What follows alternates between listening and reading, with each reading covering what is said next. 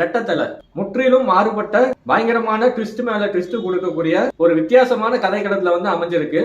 படத்தோட first half எப்படி இருக்கு அப்படின்னு பார்த்தோம்னா, சின்ன வயசுல தன்னை யாருன்னே தெரிஞ்சுக்காத ஹீரோவும் ஹீரோயினும் ஒரு வறுமையில ரோட்ல சந்திக்கிறாங்க. காளி திரும்ப வந்தாச்சு, தன்னோட லவ்வரை சந்திக்க வந்துட்டாரு. அப்போ சித்தி அக்னானி என்ன சொல்லிடுறாங்க, நான் உன்னை லவ் பண்றேன் தான், ஆனா பணம் ரொம்ப முக்கியம், உன்னால என்ன பணக்காரியா வாழ வைக்க முடியுமா அப்படின்னு கேக்குறாங்க.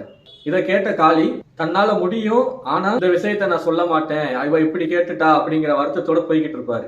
அப்போ கார்ல வர்றவங்க ஒருத்தவங்க ஒரு சின்ன ஆக்சிடென்ட் பண்ணிடுறாங்க. அங்கதான் உபேந்திரா அப்படிங்கிற இன்னொரு அருண் விஜய் வராரு. அங்கதான் டைட்டில் கார்டுமே ரெட்டத்தலை அப்படின்னு போடுறாங்க.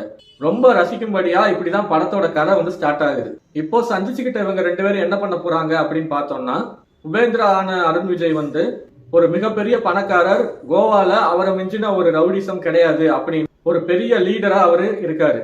இப்போ காலியான அருண் விஜய் அவர்கிட்ட சொல்றாரு, நீ பாக்குறதுக்கு என்ன மாதிரியே இருக்க, என் கூட வா அப்படின்னு சொல்லி, பொண்ணுங்கள் எல்லாம் நம்ப கூடாது, காரையும் மாத்தணும் பொண்ணையும் மாத்தணும் அப்படின்னு ஒரு டைலாக் சொல்றாரு. ஆனா காலியான அருண் விஜய் தனக்கு எதுவுமே தேவையில்லை, அவன் மட்டும்தான் வேணும்னு ஊர்ல இருந்து வந்திருப்பாரு.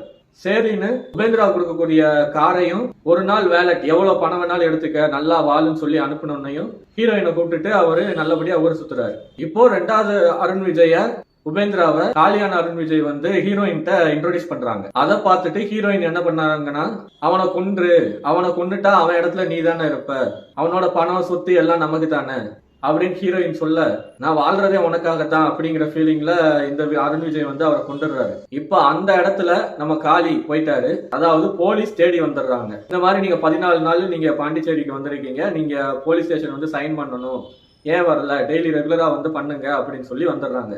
அந்த கேஸ் ஃபைலை வாங்கி ஃபுல் டீடைல்ஸா படிக்கிறாரு. கோவால இருக்கக்கூடிய ஒரு மிகப்பெரிய தாதா அவரோட பொண்ணோட மாப்பிள்ளைய கொண்டுட்டாரு. அதுக்காண்டி அந்த கேங் உபேந்திராவை கொல்றதுக்கு சுத்திக்கிட்டு இருக்காங்க. இப்போ காளி அருண் விஜய் நல்லா மாட்டிக்கிட்டாரு. இதோட இன்டர்வென்ஷன் வருதுங்க. இப்போ செகண்ட் ஹாஃப் எப்படி இருக்குன்னா, ஒரு பயங்கரமான ட்விஸ்ட் மேல ட்விஸ்ட், பேக்ரவுண்ட் மியூசிக் எங்கேயுமே சலிச்சு போகாம நம்மள ரொம்ப ரசிக்கும்படியா படத்தை பார்க்க வச்சுக்கிட்டே இருக்கு. இறந்து போன உபேந்திரா அருண் விஜய்க்கு ஒரு சைடு கால் இருக்காது. இப்போ அந்த இடத்துக்கு வந்திருக்க காளி அருண் விஜய்க்கு அந்த நெகட்டிவ் கிடையாது. எப்படி தெரிய வருது, இவர் எப்படி மாற்றாரு, இவர் ஒரு சாதாரண மனுஷன் அப்படின்னு கதை ரொம்ப ஃபாஸ்டா போக ஒரு வழியில அந்த வில்லனும் போலீஸும் எல்லாருமே கண்டுபிடிச்சிடுறாங்க. இது உபேந்திரா அருண் விஜய் இல்ல, அவரு தலைமறைவா இருக்காரு. இப்படி செகண்ட் ஹாஃப்ல பல சிக்கல்ல மாட்டிக்கிட்ட காளி அருண் விஜய் கிளைமேக்ஸ்ல உபேந்திரா அருண் விஜய் திரும்ப வந்தாரா வரலையா, என்ன ஆச்சு, இல்ல மூணாவதா ஒரு அருண் விஜய் வந்தாரா, சின்ன வயசுல ஊருக்கு போன அந்த காளி அருண் விஜய் யாரு, அவர் அங்க என்ன பண்ணிக்கிட்டு இருந்தாரு, எதுக்காக திரும்ப வந்தாரு, இப்படி பல ட்விஸ்டுகளை செகண்ட் ஹாஃப்ல வச்சிருக்காங்க.